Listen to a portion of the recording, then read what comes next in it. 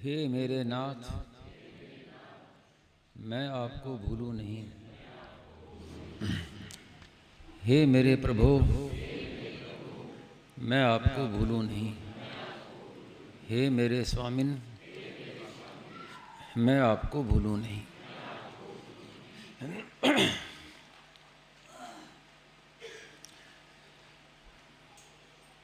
संतों से लाभ उठाने का तरीका क्या है कि उनकी आज्ञा का पालन करना।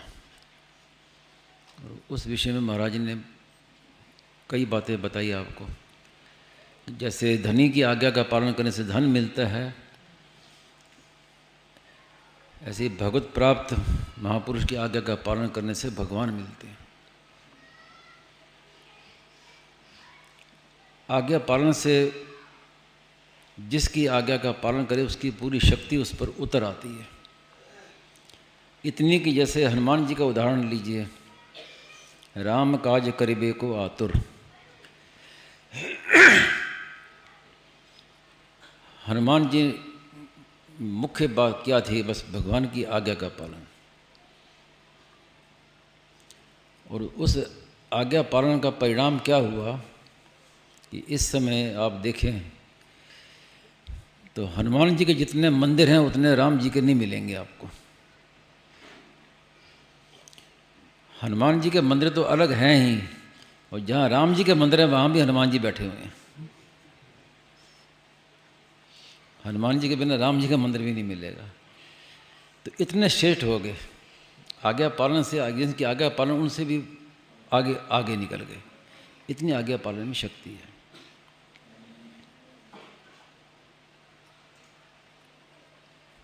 आज्ञा पालन तब होगा जब आज्ञा पालन करने वाला उनको पहचान लेगा, संत को, कि जिनकी मैं आज्ञा का पालन करता हूँ वो कैसे हैं, क्या है।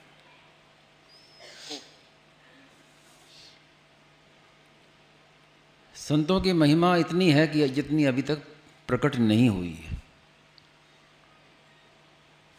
एक बार मेरे मन में आया था लेख लिखने का संत महिमा का विषय पर, तो स्वामी जी महाराज ने मना कर दिया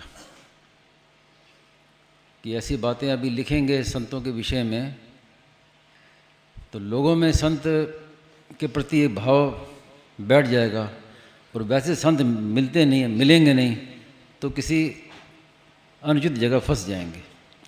जो संत नहीं है उसको संत मान बैठेंगे तो उसमें पतन करेंगे। तो अभी समय नहीं है लिखने का। संक्षेप में कहें तो संतों की महिमा का वर्णन जैसे शास्त्र में आया है, उस पर अगर ध्यान दें तो 3 बातें आई हैं। पहली बात नारद भक्ति सूत्र में तस्मिन् तज्जने भेदा भावात्, कि भगवान और उनके भक्त में भेद नहीं है, एक ही हैं। ये बहुत ऊंची बात कही नारद जी ने। भक्त और भगवान में कोई फर्क नहीं है, दोनों एक ही है। दूसरी बात इससे भी बढ़कर कही कि राम ते अधिक राम कर दासा। दोनों एक हैं, ये बात तो ठीक है, लेकिन एक नहीं बल्कि राम जी से भी बढ़कर उनका दास। मैं तो हूँ भक्तन को दास, भक्त मेरे मुकुटमणि। उससे भी ऊंची महिमा, भगवान से भी अधिक। और तीसरी बात तो इसके भी हद कर दी। विधि हरिहर कवि कोविद बानी, कहत साधु महिमा सकुचानी। संत की महिमा तो ब्रह्मा जी, विष्णु और महेश ये भी नहीं कर सकते। तो हद हो गई। अब आगे क्या व्यक्ति क्या कहेगा। तब वो जब संत आते हैं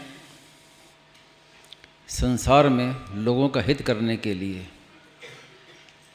तो संत अपनी स्थिति में कितने ऊंचे हैं। जैसे भगवान हैं, भगवान जब अवतार लेते हैं तो अवतार का अर्थ क्या हुआ कि नीचे उतरना।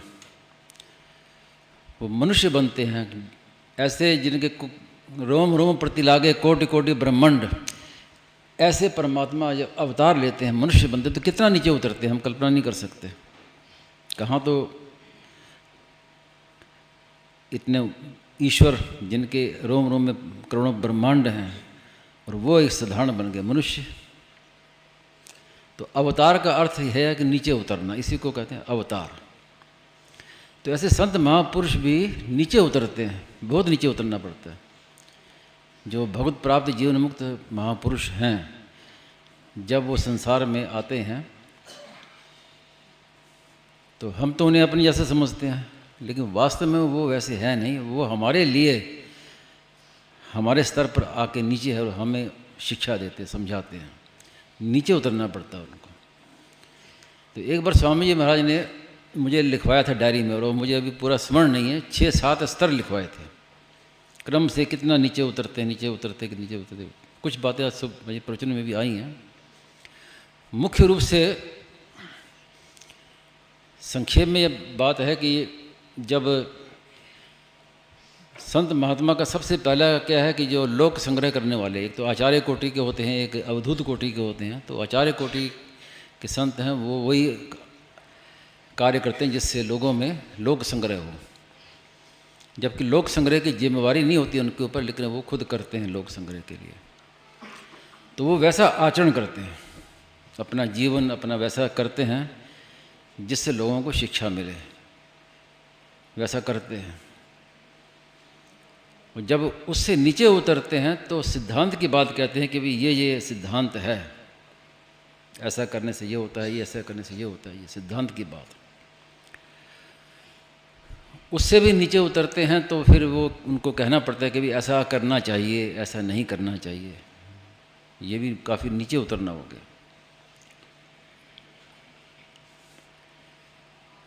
और जब बहुत नीचे उतरते हैं तो आज्ञा देनी पड़ती है उनको कि ऐसा करो, ऐसा मत करो। जब उसके आगे नीचे बताया महाराज ने कि ताड़ना करना है और नीचे उतरना, फिर शाप देना और नीचे उतरना। तो नीचे उतरना क्या कि ऐसे कहना पड़ता है। तो सबसे ऊंची बात तो यही है कि संत महापुरुष को ये मतलब कहना ही नहीं पड़े कि तुम ऐसा करो ऐसा मत करो, हमें खुद ही समझ जाना चाहिए कि हमें क्या करना चाहिए। तो जब स्वामी जी महाराज इसका वर्णन कर रहे थे तो महाराज ने अपनी प्रकृति बताई। तो स्वामी जी ने कहा कि मैं तो एक नंबर, मैं अपने को जो यही मानता हूँ कि आचरण अपना वैसा करे चुपचाप, लोग खुद शिक्षा ग्रहण करें उसके जीवन से। तो स्वामी जी महाराज साधु वेश में थे तो उन्होंने वही आचरण किया जैसा साधु करना चाहिए, लेकिन कहा नहीं। स्वामी जी ने कभी अपना आश्रम नहीं बनाया, दूसरे को नहीं कहा कि तुम आश्रम मत बनाना, ऐसे नहीं कहा, आश्रम नहीं बनाया। तो वो उसी से शिक्षा ले लेनी चाहिए कि स्वामी जी महाराज ये शिक्षा दे रहे हैं कि साधु बन गए तो आश्रम न बनाए, किसी में मोह ममता ना करे, कोई चेला चली ना बनाए, मान सम्मान ना चाहे। तो महाराज जी के ये जीवन से शिक्षा मिलती है। तो एक नंबर की बात है कि महाराज जी ने यही कहा कि मैं एक नंबर मैं यही मानता हूँ कि वैसा बस करना, केवल दूसरा उससे शिक्षा ले, ये कहना ना पड़े कि तुम ऐसा करो ऐसा मत करो, या ऐसा करना चाहिए ऐसा नहीं करना चाहिए। तो जो महाराज जी के जीवन से परिचय हैं वो सब समझते हैं कि महाराज जी ने कैसा जीवन जिया। तो वो स्वामी जी महाराज के ऊपर कोई जिम्मेवारी तो थी नहीं, वो तो स्वतंत्र, उनके आया ना शास्त्र में कि सब शास्त्र निवृत्त हो जाते हैं। जो जीवन मुक्त हो गया, बहुत प्राप्त हो गया, उसके ऊपर किसी का शासन नहीं है, शास्त्र का शासन नहीं है। लेकिन फिर भी वो लोक संग्रह के लिए करते हैं। तो हमें उनके शिक्षा लेनी चाहिए कि एक साधु को कैसा जीवन जीना चाहिए, ये स्वामी जी महाराज के जीवन से शिक्षा लेनी चाहिए। यद्यता चरित श्रेष्ठ तत्व देवेतर जना।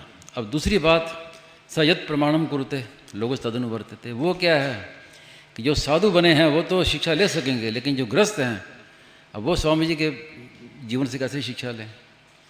तो उसके लिए उनके वचनों से शिक्षा लेनी पड़ेगी कि गृहस्थ को कैसे रहना चाहिए।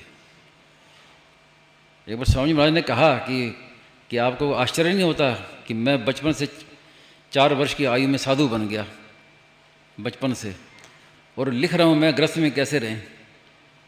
कितने आश्चर्य की बात है। जिन्होंने कभी गृहस्थ में कभी छुआ ही नहीं, देखा ही नहीं, बचपन से साधु, और वो शिक्षा देने के गृहस्थ में कैसे रहें। तो कितनी बड़ी बात है।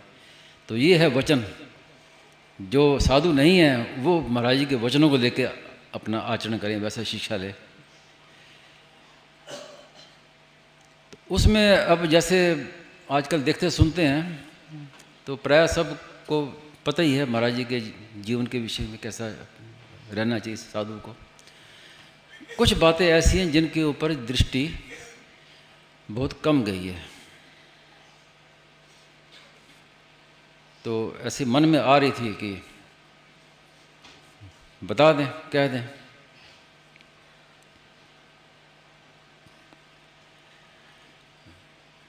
स्वामी जी महाराज कभी अपने को सिद्ध नहीं मानते थे, साधक मानते थे। इतना आपको कईयों को पता ही होगा। सेठ जी की डायरी में मैंने पढ़ा, बजरंग जी के पास डायरी थी, उसमें लिखा हुआ था, सेठ जी ने कहा कि आपको ऐसे महापुरुष, जीवन मुक्त महापुरुष, महात्मा कहाँ मिलेंगे जो सिद्ध होते हुए भी अपने को साधक मानते हैं। स्वामी जी के प्रति कहा था कि आगे ऐसे आपको मिलेंगे नहीं, ये भी साथ में लिखा। तो साधक मानते थे। तो साधक मानते, इसका क्या आगे उसका वो जो मैं कहना चाहता था कि महाराज जी की आप पुरानी पुस्तकें देखें, जीवन का कर्तव्य छपी थी बहुत पहले, उसमें भी फिर भगवत तत्व एक लेख था, वो अलग से छपा। तो उस समय आप क्षमा कीजिएगा, मतलब नाम नहीं लेना चाहिए लेकिन समझाने के लिए नाम लेना पड़ता है। साधु राम सुखदास ये लिखते थे स्वामी जी। कोई पुस्तक पुरानी कहीं भी आप देख लीजिए, मेरे पास रखी हुई हैं, साधु राम सुखदास। कभी स्वामी जी ने अपने नाम से पहले संत नहीं लिखा और ना किसी को लिखने दिया। आप हो तो आप प्रमाण बताइए। संत क्या कि संत तो हो गया जिसको सत्य तत्व की प्राप्ति होगी, सत्य तत्व प्राप्त हो गया। और साधु कहते हैं जो साधक है, जो साधने में तत्पर है। तो कभी स्वामी जी महाराज ने अपने को संत नहीं लिखा, जहाँ भी लिखा है साधु। उससे भी बहुत पहले कल्याण में एक लेख आया था स्वामी जी महाराज का, उसमें केवल एक साधु ऐसे लिखा था।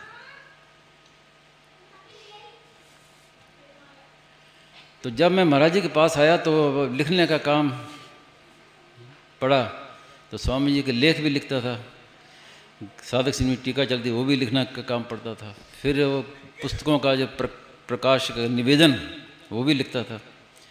यहाँ तक कि जो प्रकाशक की ओर से निवेदन, प्रकाशकी निवेदन वो भी मैं ही लिखता था। जो स्वामी जी के जहाँ कार्यक्रम होते थे वहाँ का जो पैम्फलेट बनता था, पोस्टर बनता था, वो भी मैटर मैं ही लिखता था, सारे मेरे ऊपर था। तो अब शुरू में तो मैंने कोई लिखना सीखा नहीं कहीं से, ना मेरी पढ़ाई थी ऐसी थी, ना मैंने संस्कृत पढ़ा, ना मैं कोई हिंदी का कोई कोर्स किया, मेरी पढ़ाई अलग थी। तो लिखना सिखाया स्वामी जी महाराज ने।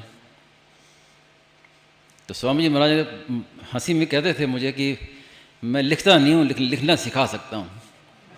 मैं व्यापार करता नहीं हूँ लेकिन व्यापार करना सिखा सकता हूँ कि व्यापार कैसे करना चाहिए। तो शुरू में मुझे महाराज जी बताते थे, नहीं ऐसे नहीं, ऐसे लिखना, ऐसे टोकते थे, ऐसे नहीं ऐसे लिखना। तो आरंभ में जब लिखा पैम्फलेट में स्वामी जी, आगे महाराज जी का नाम सब लिखा, तो मैंने पूछ लिया कि मेरे मन में बात थी कि स्वामी जी महाराज तो अपने को कभी साधु, कभी संत लिखते नहीं थे, और स्वामी तो दूर की बात है, केवल एक साधु लिखते थे। तो अब मैं लिख रहा हूँ और कई ने दूसरों ने बता दिया ऐसे लिखना भी स्वामी जी श्री राम सुखदास जी महाराज। तो मुझे लगता था अटपटा सा, स्वामी जी लिखो, जी आ गया आगे बार, फिर राम सुखदास जी, फिर दोबारा जी, तो एक दोष है लिखने में। तब किससे पूछे, स्वामी जी सिखाने वाले स्वामी जी थे। तो स्वामी जी से मैंने पूछा, तो स्वामी जी ने कहा कि ये स्वामी जी नाम सेठ जी का रखा हुआ है। ये उसमें मारने की बात थी। जब स्वामी जी सेठ जी के पास गए तो सब गोंदका जी को कोई बाप आप जी कहते, अलग कहते, लेकिन स्वामी जी ने नाम सेठ जी का रख दिया, सेठ जी मानी श्रेष्ठ। सेठ जी का अर्थ नहीं कि पैसे वाले हैं, श्रेष्ठ हैं। तो अब इतना वो नाम हो गया कि अब सब सेठ जी कहे। अब कोई सेठ जी कहे तो बिना नाम से लोग समझ जाते हैं भी सेठ जी जयदयाल गोंद का। तो सेठ जी ने स्वामी जी को बुलाना शुरू किया, स्वामी जी। इसके पहले स्वामी जी नहीं कहते थे। तो सब स्वामी जी कहते हैं, तो स्वामी जी नाम से ही वो समझ जाते कि ये है। तो महाराज ने स्वामी नाम भी कब लिखना कहा कि सेठ जी का रखा हुआ नाम है, तो मेरा समाधान हो गया, इसलिए लिखते थे। उसके बाद फिर मैंने एक पैम्फलेट में लिख दिया परम पूज्य स्वामी जी महाराज का नाम परम पूज्य लिख दिया। महाराज ने कहा नहीं, परम पूज्य केवल भगवान है, संत होता है वो श्रद्धेय होता है, परम श्रद्धेय होता है, परम पूज्य नहीं होता। तो मुझे भी मिल गई, नई बात मिल गई। तो उन दिनों में कल्याण के लिए लेख जाते थे, एक साधकों के प्रति नाम से पहले लेख जाते थे। वो लेख मैंने लिखा, वो जो भी लिखता था स्वामी जी को सुनाता था मैं। पैम्फलेट भी पोस्टर भी लिखता था ना, तो स्वामी जी को सुनाता था कि ये मैंने ऐसे लिखा है, कभी बिना सुनाए प्रकाशन के लिए नहीं देता। तो उसमें मैंने लिख दिया परम श्रद्धेय स्वामी जी का नाम लिख दिया। तो स्वामी जी बोले कि नहीं, परम श्रद्धेय नहीं लिखना, श्रद्धेय लिखना। मैंने पूछा इस विषय में, परम श्रद्धेय। तो स्वामी जी बोले कि कल्याण में सबके लेख आते हैं, सेठ जी का भी लेख आता है, तो सेठ जी के नाम से पहले परम श्रद्धेय लिखा रहता है। तो इसलिए मुझे संकोच होता है कि परम श्रद्धेय केवल सेठ जी हैं, बाकी सब श्रद्धेय। मैं परम श्रद्धेय कैसे लिखूं जब सेठ जी के आगे नाम के पहले परम श्रद्धेय लिखा गया है? तो मेरे नाम के पहले परम श्रद्धेय कैसे? स्वामी जी तो गुरुतुल्य मानते थे सेठ जी को। तो फिर कल्याण में श्रद्धेय लिखना आरंभ किया, परम श्रद्धेय हटा दिया। बाद में जब पुस्तकें लिखा है, उसका प्रकाश की निवेदन आदि लिखना पड़ा, नम्र निवेदन सब कई लिखना पड़ा, तो मैं परम श्रद्धेय ही लिखना मैंने शुरू कर दिया। जानते हो ये भी महाराज जी, क्योंकि मुझे पता था महाराज जी क्यों मना कर रहे हैं, क्या संकोच है महाराज जी को, मुझे पता था। मैंने परम श्रद्धेय लिखा, स्वामी जी को सुनाया, तो स्वामी जी बोले तो मैंने परम श्रद्धेय लिख दिया। मैंने कहा वो मेरी भावना है। तो स्वामी जी चुप हो गए।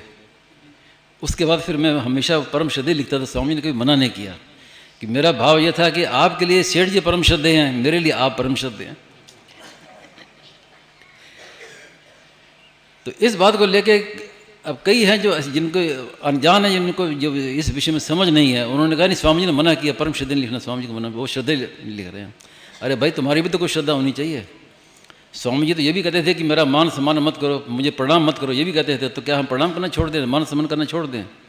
वो स्वामी जी का स्वभाव है, उनका स्वभाव, वो कहेंगे, लेकिन हमारी भी तो श्रद्धा होनी चाहिए। तो मुझे स्वामी जी ने कभी फिर नहीं कहा कि परम श्रद्धेय, मैं सुनाता था स्वामी जी महाराज को, परम श्रद्धेय लिखता था। तो ये एक बात थी। उसके बाद स्वामी जी ने 1-1.5 वर्ष कल्याण का संपादन किया, संपादक बने। तो उसमें भी एक बात, वो सब स्वामी जी की बताई बातें, मुझे तो मतलब कल्पना नहीं हो जाती थी। हनुमान अंक निकला था,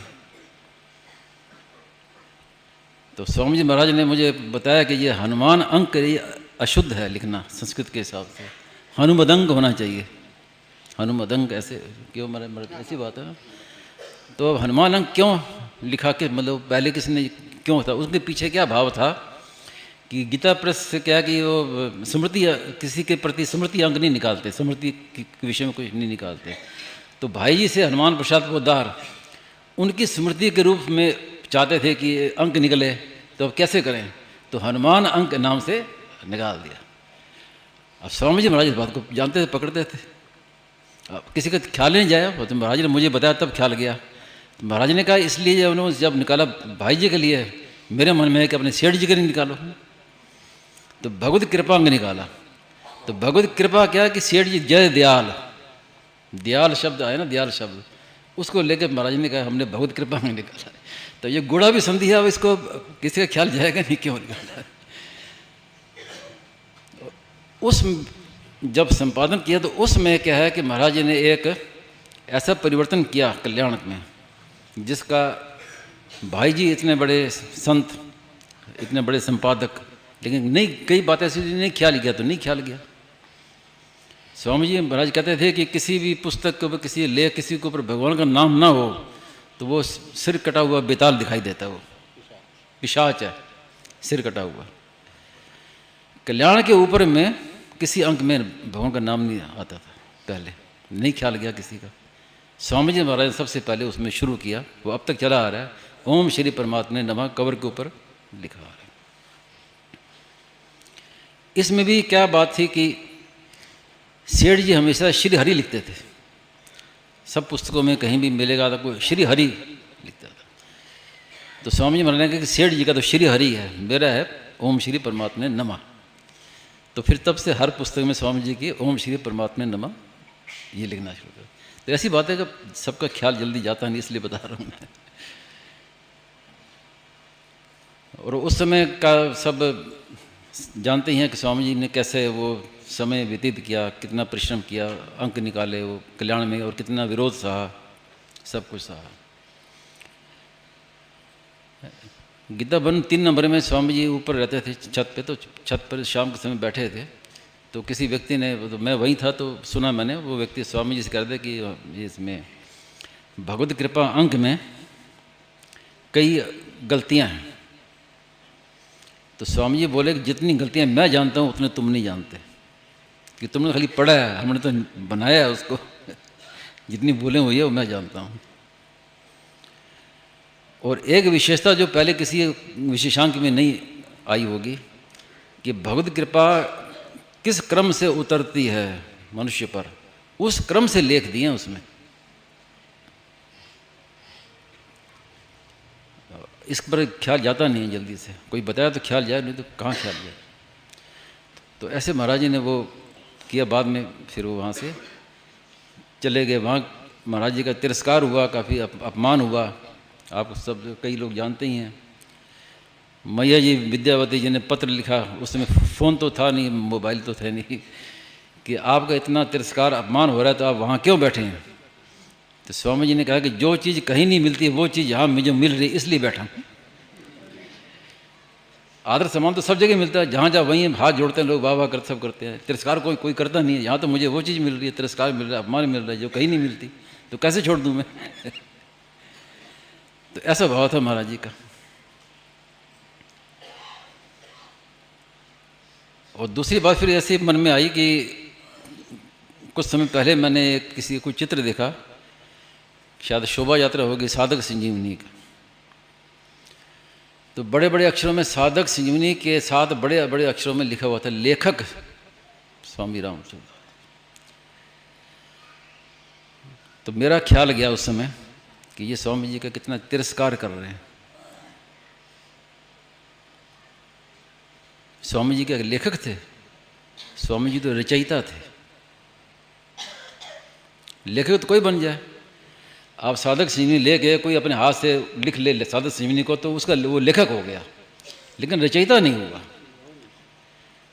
तो लेखक कह के तो एक तिरस्कार है महाराज जी का। महाराज जी को लेखक है, रचयिता है, टीकाकार है। गोस्वामी तुलसीदास जी महाराज कोई लेखक थे रामायण के, रचयिता थे। वेद व्यास जी क्या लेखक थे महाभारत के, रचयिता थे। तो रचयिता लिखें या टीकाकार लिखें। तो ऐसी छोटी छोटी बातें हैं जो हम अनजान में ना चाहते हुए भी संतों का तिरस्कार कर लेते हैं इस विषय में। तो ऐसी बातें कई ऐसे मन में आई कहने की। तो स्वामी जी महाराज का जैसा देखा हमने साथ में रह के,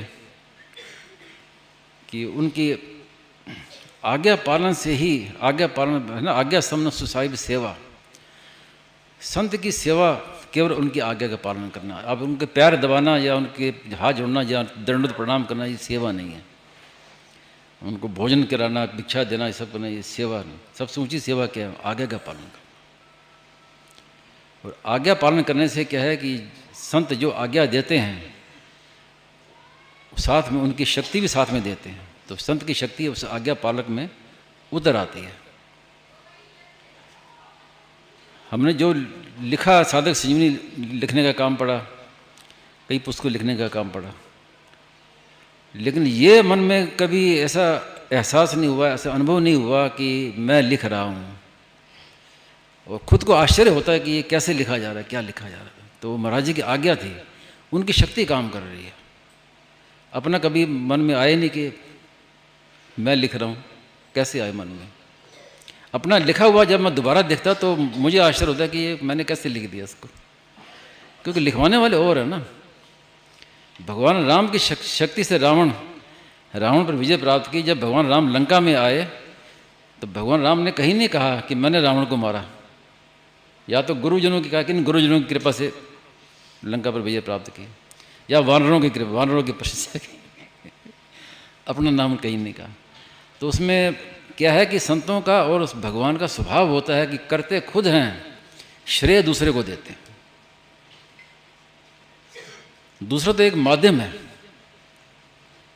खिलौने की तरह माध्यम है, करने वाले सब वो होते हैं। तो इतनी शक्ति होती है। और आज्ञा पालन में जो अगर तत्पर हो, आज्ञा पालन करे, तो इतनी सामर्थ्य हो जाती है, उसमें आ जाती है कि संत के मान लो बैठे हैं संत, उनको प्यास लगी है तो उनको कहना नहीं पड़ेगा कि मुझे प्यास लगी है। शिष्य के हृदय में भाव पैदा हो जाएगा कि गुरु जी को प्यास लगी है, वो खुद पानी ले जाएगा वहाँ पर। ये है आज्ञा पालन की। तब तो इतना सामर्थ्य हो तो ये आज्ञा पालन किया कि कहना ना पड़े कि ऐसा करो ऐसा करो, कहना ना पड़े। जो आवश्यकता जो है उसके मन में स्वतः आ जाए कि अब ये करना, अब ये करना, ये करना। तो असली आज्ञा पालन ऐसी होती संतों की। और तो संतों के आगे के पालन करने से भगवान मिल जाए, इससे बढ़कर और क्या होगा। और जिनके विषय में जैसे आरंभ में मैंने कहा ना कि विधि हरि हर कवि कोविद बानी, कहत साधु महिमा सकुचानी। ब्रह्मा विष्णु महेश भी ये वर्णन नहीं कर सकते, उस संत की महिमा का कोई क्या वर्णन करेगा। और ऐसे संत अगर मिल जाएं, उनकी वाणी मिल जाए, तो फिर संदेह क्यों करें कल्याण के विषय में।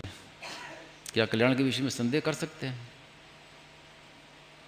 स्वामी जी महाराज ने कहा भी एक बार कि जो एक बार मेरे सत्संग में आ गया वो कल्याण की लाइन में लग गया। तो लाइन में लगने का तात्पर्य क्या है कि जो आगे आगे ज़्यादा नज़दीक है वो उनके इसी जन्म में हो जाएगा, जो दूर हैं उनका 1-2 जन्म और लेना पड़ेगा, लेकिन कल्याण सबका होगा। और महाराज जी की वाणी में इतनी शक्ति। महाराज ने कहा कि मेरी जो बातें हैं जिसने सुन ली वो मरने पर भी पिंड नहीं छोड़ेंगी। ऐसा नहीं है कि यहीं सुन लिया और ख़त्म हो गया। सुन लिया तो बस। उदाहरण दिया कि पागल कुत्ता होता है ना, किसी को काट ले तो अब वो कब उसका असर हो जाए पता नहीं। 15 साल बाद भी हो जाए, अब कहीं चले जाओ दुनिया में। तो ऐसे स्वामी जी कहा कि जो एक संत के पास आ गए, एक बार दांत लग गए संत के, बस अब कहीं जाओ छुट्टी। बहुत बातें इस विषय में से महाराज जी के याद आती बताते। तो इसलिए स्वामी महाराज ने खुद कहा है कि मेरे बाद मेरी पुस्तकें मार्गदर्शन करेंगी। किसी व्यक्ति का नाम नहीं लिया। तो उस पुस्तकों में बड़ी शक्ति है। जैसे शक्तिपात की बात करें, 4 प्रकार का शक्तिपात होता है। मानसिक और स्पर्श से शक्तिपात, शब्द से,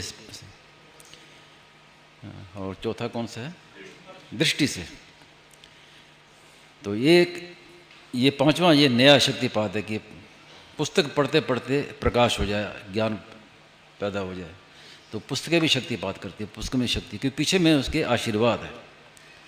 साधक संजीवनी की इतनी महिमा क्यों है कि साधक संजीवनी के पीछे महाराज जी का एक संकल्प है। महाराज जी कहते थे इसको ऐसे लिखना है कि पढ़ने वाला मुक्त हो जाए। तो ये संकल्प हुआ ना, तो वो संकल्प काम करता है। इसलिए वो उसको आशीर्वादित प्रसादी ग्रंथ है साधक संजीवनी, पढ़ने मात्र से लाभ होता है। महाराज ने कहा कि उसके अगर नहीं विश्वास हो तो परीक्षा कर लो। कैसे परीक्षा करो कि पहले अपने मन के भावों को देखो कि मेरे भीतर में क्या क्या विकार है, क्या क्या कमियां हैं, अपने भावों को देखो। उसके बाद साधक संजीवनी पढ़ो, और फिर पूरी साधक संजीवनी पढ़ने के बाद फिर अपने मन को देखो। तो पहले जैसा नहीं दिखाई होगा, फर्क पड़ेगा ही, हो ही नहीं सकता। और साधक संजीवनी ऐसी नहीं कि एक बार पढ़ लिया तो मैंने पढ़ ली, नहीं। जितनी बार पढ़ेंगे उतनी बार नई नई लगेगी, नई नई बातें मिलेंगी। ऐसा उसमें प्रभाव है ऋषि महाराज। ये महाराज ने खुद कही बात कि हर बार नई बात मिलेगी साधक संजीवनी पढ़ने से, बार बार पढ़ो उसको। सत्संग के विषय में ये बात कही कि लोग सत्संग में आके बैठते हैं और बीच में उठ के प्रश्न करते हैं, तो ये व्यर्थ समय खराब करते हैं, अपना भी श्रोताओं का भी। आपके मन में प्रश्न है तो आप चुप करके आकर सत्संग में बैठ जाओ, आपका समाधान हो जाएगा। तो ऐसा जो कहे वो उस महापुरुष में आप कल्पना कीजिए कि कितनी सामर्थ्य होगी। ये स्वामी जी खुद की कही बात है और प्रवचन में कही बात है।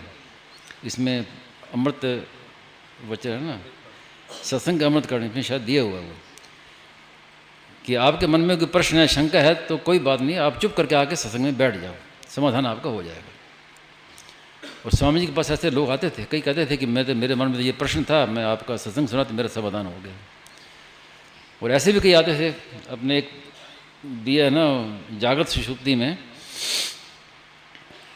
एक बड़े वयोवृद्ध पंडित जी थे, तो स्वामी जी से वो कहते कि मैं तो एकांत में आपसे मुझे प्रश्न करने, बातचीत करनी है। तो अब स्वामी जी बोले कि और एकांत कहाँ से मिले, सुबह 3 बजे, मेरा कभी 3 बजे आते हैं तो आप भी आ जाओ, उसमें कर लेना कि हमारा तो 3 बजे का समय है। तो 3 बजे वो 2 दिन आए। उसकी मैंने पहले से तैयारी कर रखी थी रिकॉर्डिंग करने की। उसकी मैंने प्रश्नोत्तर के बड़े अच्छे प्रश्नोत्तर थे, उनको रिकॉर्डिंग की और उसी रिकॉर्डिंग को फिर मैंने प्रकाशित किया। जागृत सुषुप्ति में वो रिकॉर्डिंग प्रकाशित की हुई है। तो उसमें वो कहते हैं, स्वामी जी अब आगे आए तो पूछो। अब पहले कहते मुझे कई बातें पूछनी है आपसे, अब आके बैठ गए। अब उनको पूछे, महाराज बोले पूछो। तो वो उन्होंने कहा, उन्होंने कि मैंने सोचा था मैं ये पूछूंगा, मैं यहाँ आके सब भूल गया कि आप में ऐसी की बात है कि मैं आपके पास आके बैठता हूँ तो मेरा कुछ याद नहीं रहता है, सब मेरा समाधान हो जाता है, क्या पूछूं मैं। महाराज जी बार बार कहते थे पूछो पूछो पूछो। तो बड़ी उसमें विलक्षण बातें आई हैं, आप पढ़ें उसमें जागृत सुषुप्ति में, वो सुबह की बातें प्रश्नोत्तर की, तो ऐसी बात है। तो उसमें ऐसा था कि जिसको है ना औरा होता है, ऐसे एक प्रकाश संत के चारों ओर रहता है, उसमें कोई आ जाए तो उसका बिना पूछे समाधान हो जाता है। कई ऐसे आए जिन्होंने कहा कि हमारे पास तो बड़ी लंबी लिस्ट थी, ये पूछना लेकिन आके बैठ गए, अब कुछ नहीं पूछना, वो सब ठीक है। तो ऐसे संतों का प्रभाव होता है। और वही प्रभाव पुस्तकों में भी है। किसी के मन में प्रायः कई कहते ही हैं कि मेरे मन में ये शंका थी, ये उथल पुथल थी, मैंने सादर चुनी खोली, वो पेज खोलते ही सामने वो लिखा हुआ आ गया, वो मेरा समाधान हो गया। पुस्तकों से हो जाता है। आपने पुस्तक खोली तो जो आप चाहते हैं वो उसका उत्तर वहीं मिल जाएगा। तो पुस्तकों में भी वो शक्ति है। कि मूल में क्या शक्ति है कि स्वामी जी महाराज में तो विशेष थी कि सबका हित कैसे हो। तो जब ये भीतर में बात है कि सबका हित कैसे हो, तो उनकी हरेक क्रिया में दूसरे का हित निहित है। पुस्तकें लिखवाई तो उसके पीछे भी संकल्प तो वही है ना कि सबका हित कैसे हो। तो वो संकल्प काम कर रहा है, इसलिए पुस्तकों से लाभ होता है। सबका हित कैसे हो। स्वामी जी ने कभी अपने को पूर्ण नहीं माना। स्वामी जी बोलते थे कि जब तक एक भी जीव बंधन में है तब तक मेरा काम पूरा नहीं हुआ। काम पूरा कहाँ हुआ? काम पूरा तब होगा जब एक भी जीव बंधन में ना रहे, सब के सब मुक्त हो जाए। ऐसा संकल्प था भीतर में हित। तो जब तक उनका शरीर रहा तो रात दिन बस इसी चिंतन में, इसी क्रिया में, हर एक क्रिया दूसरे का हित कैसे हो, हर एक इसी खोज में, पूरा जीवन इसी में समर्पित रहा। तो ऐसे संत मिल गए, ऐसी पुस्तकें मिल गई, तो फिर आप क्यों बैठे हैं खाली? लाभ उठाओ, पढ़ो पुस्तकें, पर पढ़ो, खुद पढ़ो और दूसरों को पढ़ाओ। खुद भी पढ़ो और प्रचार भी करो। ऐसा नहीं कि पुस्तक ले गए और बांट दी, सबको दे दी, ऐसा नहीं। पहले खुद पढ़ो, खुद उस पुस्तक को समझो और फिर दूसरे को दो, तो उसका असर पड़ेगा। तो स्मरणत्या स्मारयंता कहा ना कि खुद भगवान का स्मरण करो और दूसरों को भी कराओ। तो खुद पुस्तकें पढ़ो और उसका प्रचार करो। इस समय बड़ी भारी आवश्यकता है, क्योंकि एक जो विशेष समय था वो चला गया। जैसे स्वामी जी महाराज ने बताया, अब जो समय है ये पतन का समय है। अब बड़ी तेज़ी से पतन हो रहा है। तो इस समय बड़ी भारी आवश्यकता है स्वामी जी के भावों का, पुस्तकों का प्रचार करने का। क्योंकि आगे जो समय आने वाला है तो वो महाराज जी बताते नहीं थे कि लोगों में भय न पैदा हो, लेकिन वो समय क्या आने वाला है महाराज जी से कई बार कहा भी है संकेत। और सेठ जी ने भी बात कही थी कि ऐसा समय आएगा कि हम जैसे अभी सत्संग कर रहे हैं सत्संग नहीं कर सकेंगे, पुस्तकें पढ़ने को नहीं मिलेंगी। आपको पहले बताया भी कि स्वामी महाराज को यहीं वृंदावन में एक स्वप्न आया था। तो उस स्वप्न से महाराज जी को एकदम चेत हुआ, तो जगह जगह पुस्तकें रखवाई, विदेशों में, साउथ इंडिया में, और कई जगह पुस्तकालय में जगह जगह पुस्तकें रखो, जिससे वो सुरक्षित रहें, आगे फिर मिल जाएंगे, काम आ जाएंगे। कम से कम पुस्तकों की सुरक्षा तो करो। तो ऐसा समय आने वाला है। तो जैसे सेठ जी ने कहा ना, सेठ जी के समय किसी ने कहा कि वो संत थे, उसमें बड़ा प्रचार था कि सतयुग आने वाला है, सतयुग आने वाला है। तो सेठ जी बोले कि सतयुग क्या आने वाला है कि जब तक हमारी पुस्तकें पढ़ने को मिल रही हैं, सत्संग कर रहे हैं हम, तो ये समझिए सतयुग ही है। आगे तो ऐसा युग आएगा कि ना तो पुस्तकें पढ़ने को मिलेंगी गीता प्रेस की, ना सत्संग कर सकेंगे। ऐसा समय आएगा आगे। तो वही स्वामी महाराज कहते हैं कि आगे आएगा, और ऐसा समय आएगा। महाराज ने साफ मुझे कहा कि मैं नहीं देखूंगा, आप लोग देखोगे। तो अभी वैसा दिख रहा है, जिस तेजी से पतन हो रहा है, वास्तव में लगता है कि बाहर से उत्थान दिखाई दे रहा है, भवका दिखाई दे रहा है, लेकिन भीतर में बड़ा विनाश की ओर समय जा रहा है। और जैसे महाराज ने जो जैसा संकेत किया था, वो समय ज़्यादा दूर नहीं है वैसा। तो इसलिए कहने का तात्पर्य ये नहीं कि कोई भयभीत होना है, कहने का तात्पर्य ये है कि अभी आप भविष्य को मत देखो, अभी जितना हो सके इसमें लग जाओ, खूब सत्संग का प्रचार करो, पुस्तकों का प्रचार करो, स्वामी जी के वाणी का प्रचार करो। इसमें बड़ी भारी आवश्यकता है, क्योंकि इस समय हिंदू संस्कृति का जितना पतन हो रहा है, उसको देखते हुए इस समय बड़ी भारी आवश्यकता है इन बातों का प्रचार करने की। तो आप लोग जैसे अभी खुद आए हैं, खुद सुनते हैं, तो ऐसे आप जहाँ जहाँ जाएं, साथ पुस्तकें लेके जाएं, पुस्तकों का प्रचार करें, लोगों को स्वामी जी की बातें सुनाएं, वाणी का प्रचार करें। तो ये बड़ी भारी इस समय आवश्यकता है इस समय, तो ये मामूली काम नहीं है। नारायण नारायण नारायण नारायण।